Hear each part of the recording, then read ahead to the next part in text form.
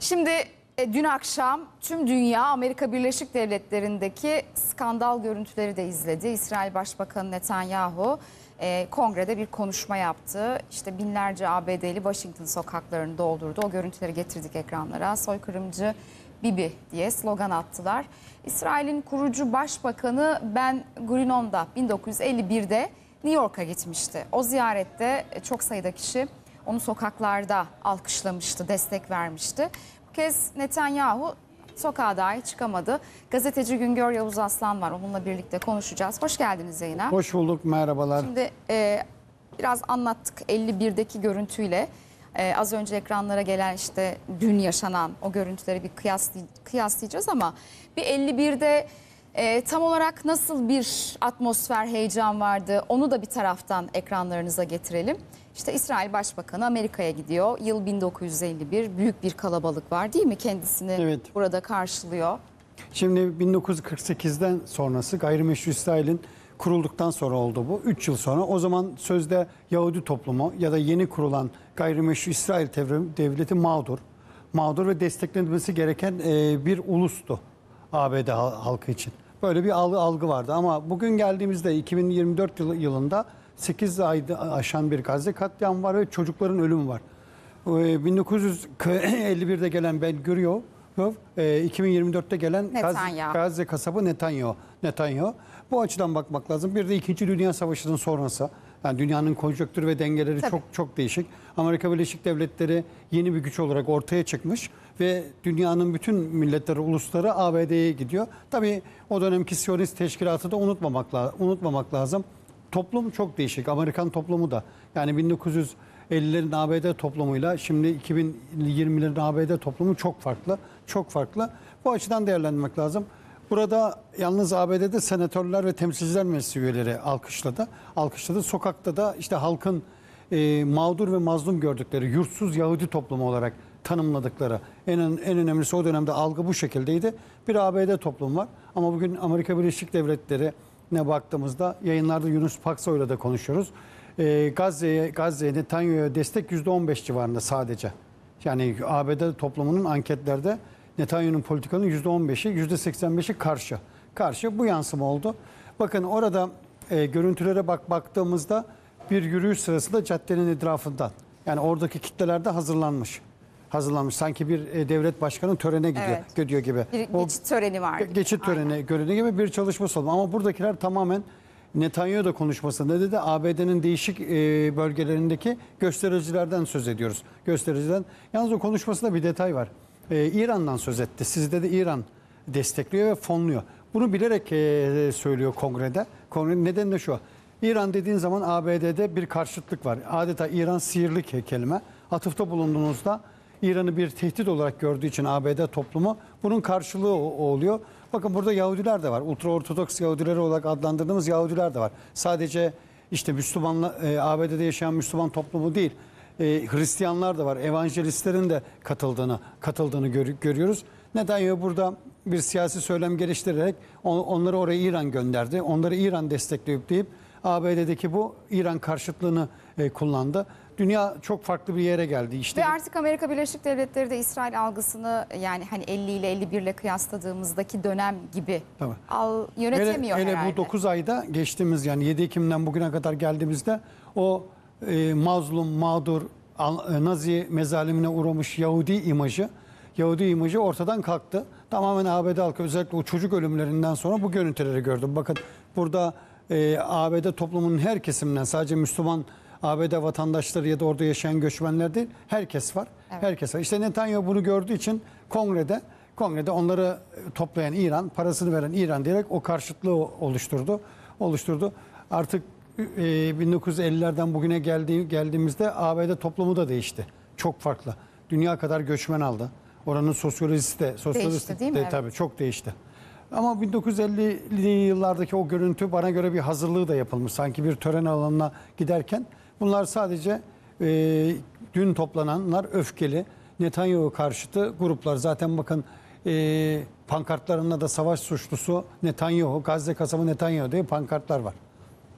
Şimdi dışarıda evet böyle bir öfke, böyle bir protesto var halk tarafından.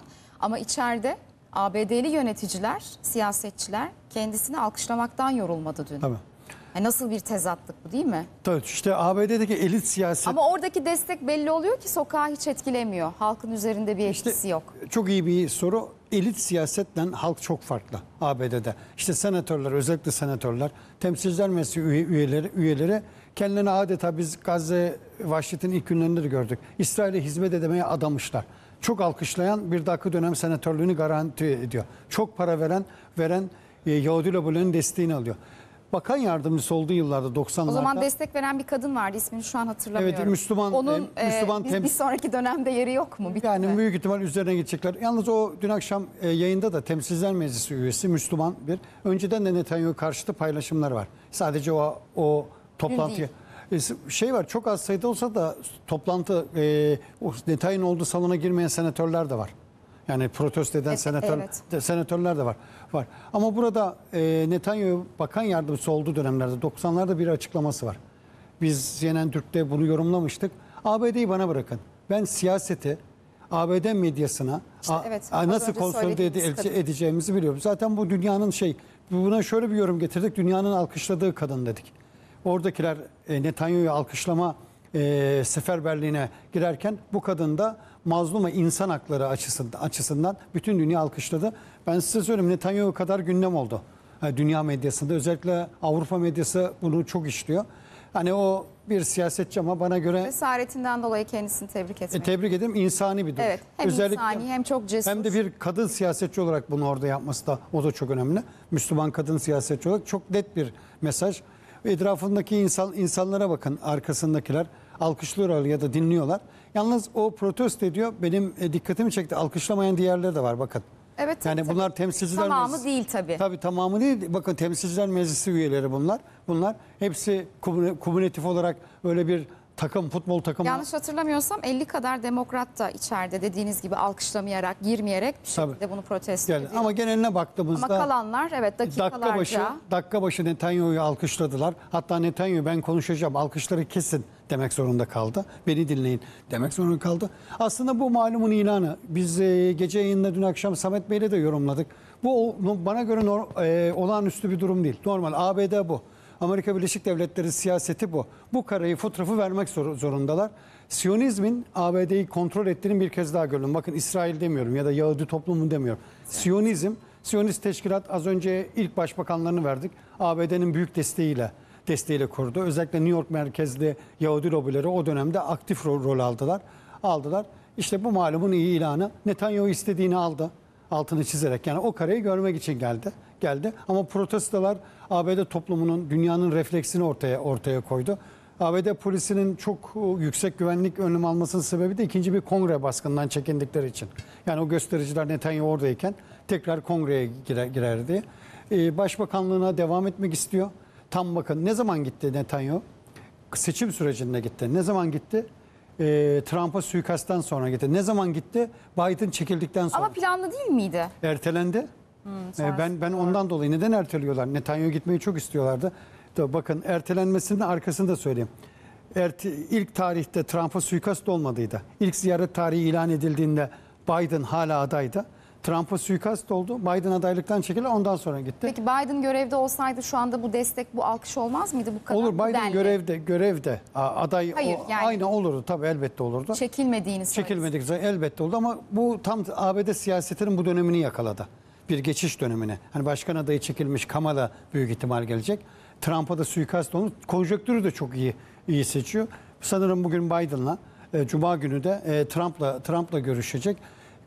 Bir defa daha gördük ki Amerika İsrail için. Amerika her şeyi zaten Gazze vahşetinin ilk günlerinde şunu dediler: sınırsız destek. Sizle de yorumlamıştık. Biz İsrail'e sınırsız destek veriyoruz. İşte sınırsız desteğin bir karesi de bu. Peki. Ama çok tepki var. İçeride böyle bir destek varken de dışarıdaki protestolar, öfke herhalde bir sonuç getirmez. Getirmez. Kampüs eylemleri getirdi. Kampüs eylemleri daha etkiliydi üniversitede. Hani gençlerin Birçok noktadaydı ama o. Tabii Avrupa'da, Amerika'da. Tabii o bir etki oluşturabilirdi. Çok az. Sadece Biden 1-2 konteyner silahı erteledi. İptal etmedi. 1-2 konteyner silah göndermeyi erteledi. Ama toplumun tepkisi, dünyada kamuoyu oluşturma, Filistin davasını hatırlatma ve Netanyahu'nun ABD'de elini kolunu sallayarak dolaştırmama açısından çok önemli. ABD medyası bunları bir kısmı yayınladı. Onu da çizim. Herkes vermedi. Orada da öyle bir tabii durum ortaya çıktı. Ama gördüğünüz gibi özellikle ben Yahudi toplumunun bu ekranın ortasında bunu çok önemsiyorum. Peki. Her kesimden insan oradaydı. Çok teşekkür ediyorum Güngör Yavuz Aslan yayına katıldığınız için. Başarılar.